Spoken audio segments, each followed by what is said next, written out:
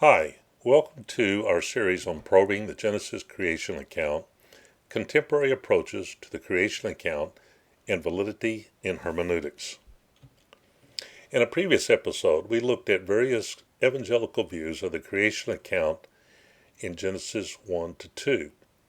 There are at least 8 different views were surveyed, starting with the young earth view, then the gap theory, the pre-creation chaos theory, the promised land view, old earth views, figurative day views, the cosmic temple view, and theistic evolution.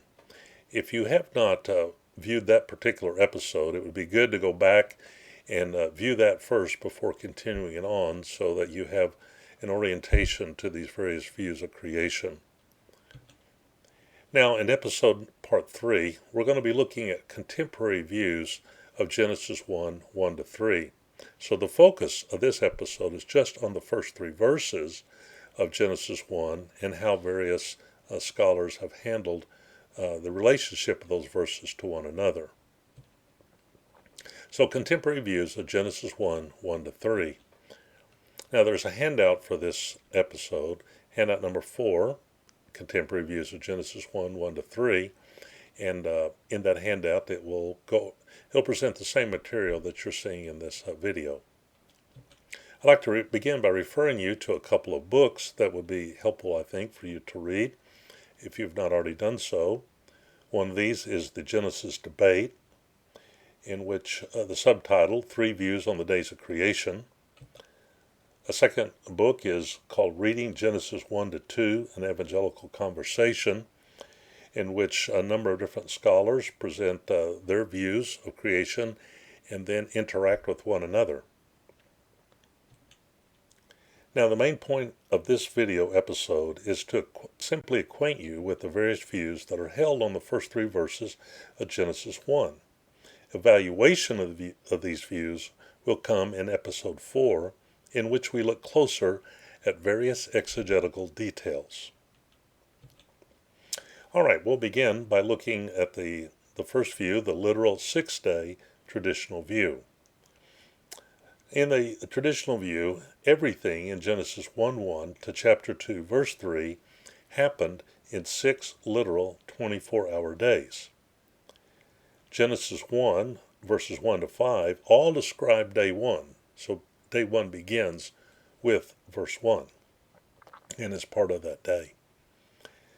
Genesis 1:1 is also an independent clause reflecting an absolute beginning, not a relative beginning, with the first act of God creating the heavens and the earth in their initial but unfinished state. The remainder of the chapter will have him completing all the components to it. Then Genesis 1:2 is a circumstantial clause, or what's called parenthetical disjunctive, not advancing the sequence of action, but simply indicating the state of the heavens and the earth as they initially came from God's hand. Now, just to comment upon that, verse 2 does not advance it's not an action step. It's a pausing from the action to simply supply some parenthetical information that the reader ought to know before the action continues. And then Genesis 1 verse 3 continues the narration with the creation of light, although this is not light from the sun. That will not come until day 4. Now, in defense of the literal 6-day traditional view, I would refer you to a couple of articles that are provided on this website. The first is one by Jeremy Laon, Genesis 1, 1 to 3, and Day 1. This article was published in the Journal of the Evangelical Theological Society. A second one is by Mark Rooker, Genesis 1, 1 to 3. It's published in Dallas Theological Seminary's journal, Bibliotheca Sacra, and it's a part 1 and a part 2. Both of those by Jeremy Laon and Mark Rooker are very helpful for espousing the traditional view of creation. We go on now to a second view. Rather than day 1 beginning with verse 1, This view argues that it begins actually with Genesis 1:2. And there's a couple of variants to this. So the first one is that Genesis 1:1 is an introductory heading for the chapter, not a first act of creation. A Jewish scholar by the name of Cassuto held this view. Although Cassuto takes Genesis 1, verse 1 as an introductory heading for the chapter, he assumes that the primary constituent parts, that is, the heavens and the earth, are created on day one, since Genesis 1:2 begins by describing the condition of the earth in its raw form. Hence, the whole chapter is an absolute beginning. The earth would also include the waters and everything beneath the surface, in contrast to the heavens above Earth's surface. Now, a variant of the view that day one begins with Genesis 1:2 is a view espoused by John Sailhamer and also held by John Piper. That is, that the creation week begins with Genesis 1:2, following a long beginning of the universe in Genesis 1:1. Sailhamer advocates what he calls the promised land view. He sees the beginning, in verse 1, not as an instantaneous act, but as a prolonged period, a long beginning we might say, in which God creates the initial universe, including the sun, the moon, and the stars. Now on day 4, we see that the sun, moon, and stars are not created. According to him, they're only caused to appear. Also, day 1 of the creation week begins at Genesis 1:2 with the earth in a state of tohu vavohu, the Hebrew words. There's no gap between verse 1 and verse 2. Verse 1 is simply a long, protracted period of unknown duration. After that period of time, God went on to prepare the land as a place for human beings to dwell during the 6 days of the creation week, as described in verse 2 and following. And I refer you to his book, Genesis Unbound. There's a 2011 revised edition, page 44. A third view is that Genesis 1:1 is the original creation, but it differs from the 6-day creation account that Genesis 1 is primarily concerned about. So there is also a couple of variants to this view, the first of which is the gap theory. According to the gap theory, there is a gap of time between the original creation in Genesis 1:1 and the judged earth in Genesis 1:2. This is all followed by a recreation in chapter 1, verse 3. So Genesis 1, verse 1 is the original creation, an absolute beginning. But then there is a gap of time of unknown duration between verse 1 and verse 2. That's the gap. Verse 2 depicts a chaotic earth as a result of evil and judgment, and usually advocates of this view attribute that to the fall of Satan. And this is what brought about the earth in a judged condition. Now this view supposedly allows for the geological ages before the 6-day recreation of the heavens and the earth that begins with Genesis chapter 1, verse 3. As we mentioned in the previous episode, this view goes back actually into the latter part of the 1800s. It was made popular by the Scofield Reference Bible and held by many Bible students, although it's not too popular today. A variant of this view is what we call the analogical day view, and this view is represented by C. John Collins. In this view, Genesis 1, 1-2, is an absolute beginning of creation, that is, the creation of the material universe. The purpose of the 6-day creation week, although he doesn't take the days literally, is to prepare the land for man. But this comes sometime after the creation of the universe. The 6-day creation begins with verse 3, according to this view, but it does not begin until the end of the dry season. And they draw this idea from chapter 2, with the reference that once it began to rain. Since the seventh day has no concluding refrain, it does not end.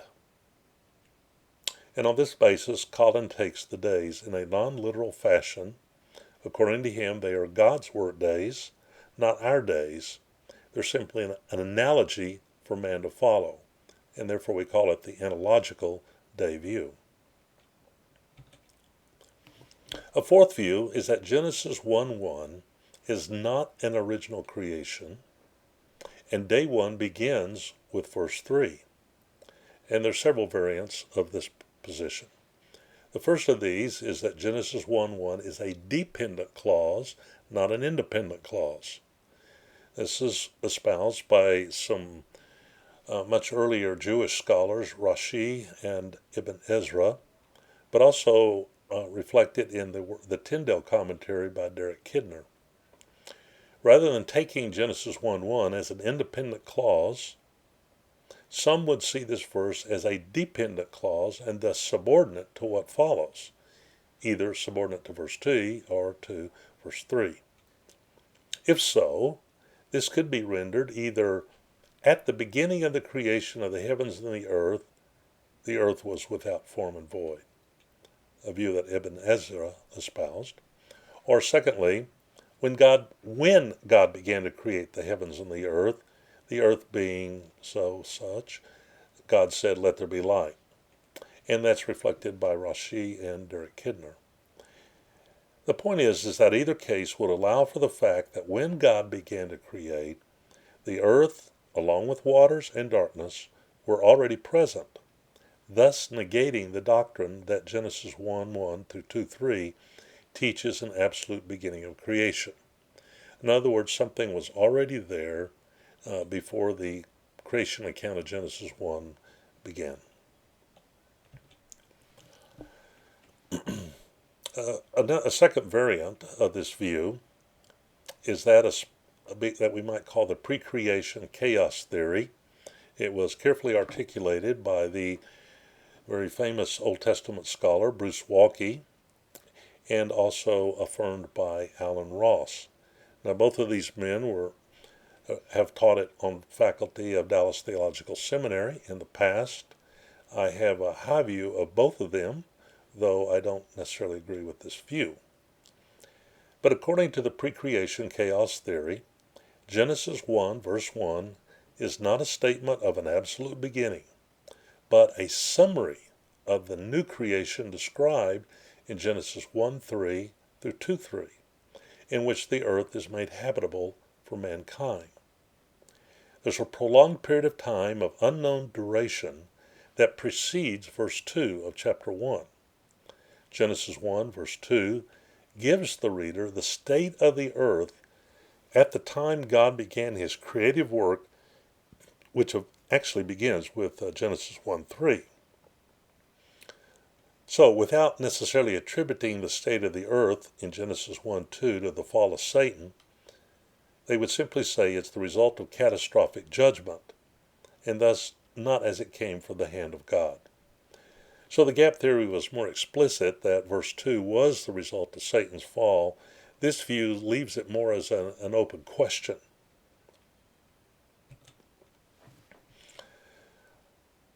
A variant also of this view is what we call the literary day view. This is affirmed by Richard Averbeck, who is a scholar at Trinity Evangelical Divinity School. Like Dr. Waltke, he also takes Genesis 1:1 as a summary of the chapter rather than an absolute beginning. It is a summary statement for the whole chapter. Like the pre-creation chaos theory, there's a prolonged period of time of unknown duration that precedes Genesis 1 verse 2. But this view sees Genesis 1:2 as an introduction to day 1, which begins in verse 3, without ascribing its cause as due to evil or judgment, as the previous view, the pre-creation chaos theory, had done. The earth of Genesis 1:2 is simply what is there when day 1 begins, not necessarily evil or bad. Everbeck who champions this view, also takes a non-literal view of the 6 days. According to him, they are schematized, not meant to be read in a literalistic way. In other words, there's a literary scheme in which these are laid out, and because of that, he does not feel that they need to be taken literally as literal 24-hour days. So that was just an overview of how various scholars are handling the first 3 verses of Genesis 1. In the next episode, which will be part 4, we'll get into exegetical details pertaining to Genesis 1 through chapter 2.